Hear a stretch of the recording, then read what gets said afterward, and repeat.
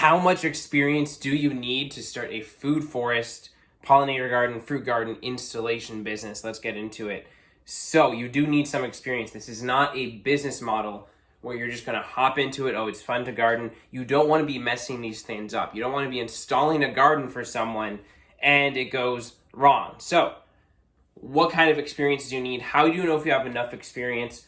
Ultimately, the best thing you could do would be to find someone who's doing this, go through their process, and see if you know how to do it. Ultimately, though, a lot of people who are interested in this business model have maybe studied a lot of permaculture, a lot of ecology, a lot of these things. If you have that background, fundamental knowledge, I think that's pretty important. Although not crucial, you could learn that on the way. But I would really say you should have that fundamental understanding so you don't make any big mistakes. So from there, what else do you need? You need to actually know the practical steps of how to install food forests in your local ecosystem. How to make sure the plants live, what kind of plants are good, what kind of guilds you're going to want to build. You don't want to be messing these things up. There are different ways to go about this. We're going to talk about how you can learn as you go, how you can structure your business to learn as you go, which is a possibility. But ultimately, what you're going to need is that fundamental ecological knowledge. The next thing you're going to need is that understanding of how to install food forests in your climate. Then you're going to need to understand the business side of it so you can run that. But in order to just not mess up the gardens that you're installing, that's the most important part. That's all you really need to know. So in the past videos in this series, we have talked about some books I would recommend in order to do that. And you can go over that. But how do you know if you have enough knowledge? You should be able to design guilds and not kill the plants. So that's the biggest part. You can go think you know how to build a food forest, put a blueberry bush in, and then kill the blueberry bush. I've done that before. I planted blueberry bushes and they die. If you're going to be creating a business model around this, you can't be killing the blueberry bushes. So you can either know how all those plants are installed or have the fundamental ecological knowledge about how these systems work, and then go and do in-depth research as you go to say, hey, I'm installing some blueberries. Go ask your AI chatbot, how do I make sure this goes right? And so you can kind of work with what knowledge you have along the way. And ultimately, I didn't know all the plants in my local climate because I'd studied a lot of this broad food forestry. So if you have that broad knowledge, what that gives you is it gives you the understanding of you could be in any climate and you could understand how to build a food forest in that climate. And it doesn't mean you automatically know all the steps. It means that you know what process to go through, what questions to ask, what answers to find to figure out that process. So you really need that ecological understanding. It's just a much better way to go about it than to just let me find out the steps of how to do it in my climate. It's much better to have that understanding, and then you can go as you are building them and learn what specific steps there are. So next part, we're going to talk about if you want to learn as you go, how do you do that? Well, what I did when I started my business is I didn't start charging per project. What you can do is you can start out by charging an hourly rate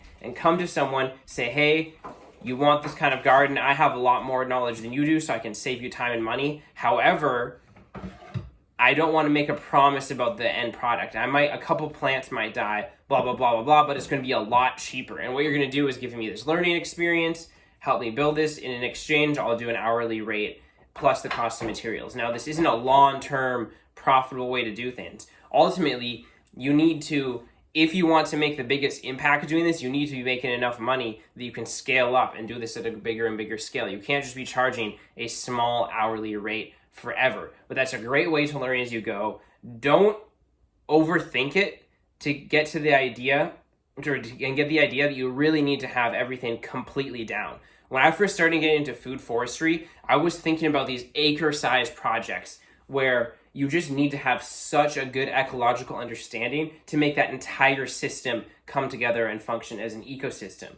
When you're building food forests for people in their yards, it might be a small garden. It might be 300 square feet, 100 square feet. In that kind of system, the actual ecosystem that you're building is much smaller, much less fragile, and it really isn't forming an entire ecosystem.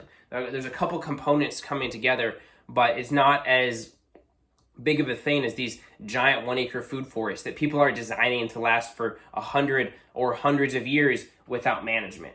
So don't get too over your head thinking you need to know everything about food forestry. As long as you understand the ecological knowledge, how to design guilds and how to not kill the plants and install them and how to space them out, put them in properly, that's pretty much it. So that should give you an idea about how much education and expertise you need to start this kind of business. Ultimately, this video series is for people who are really interested in making a business out of doing this because this is something that's aligned with their purpose.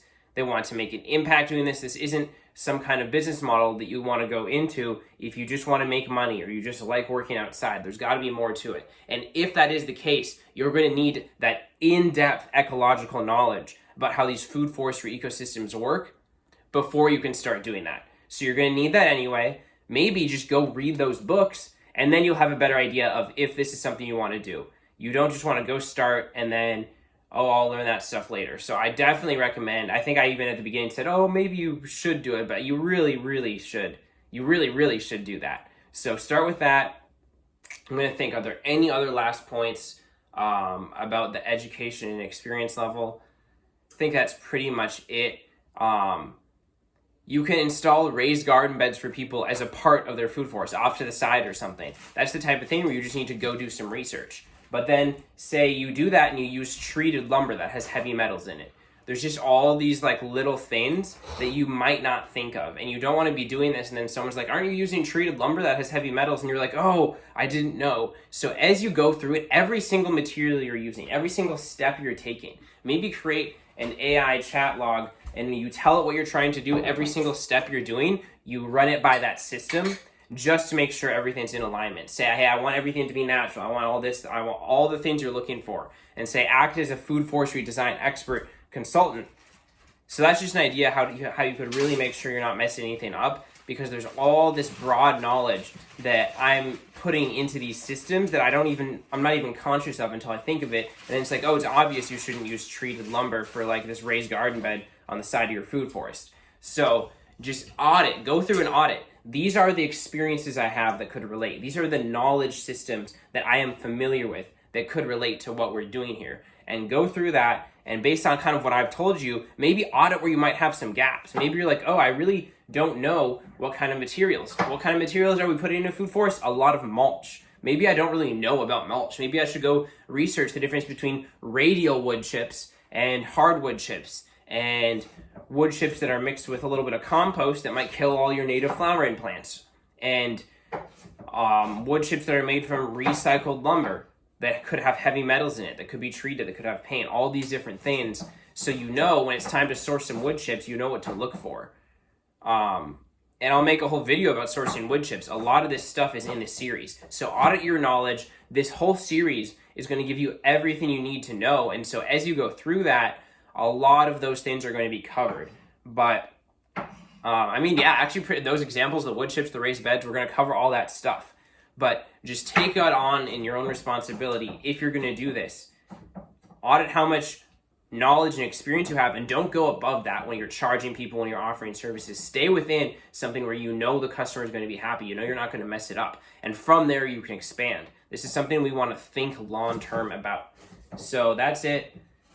If you liked the video, if you watched to this point, leave a comment below. Let me know any questions. Peace.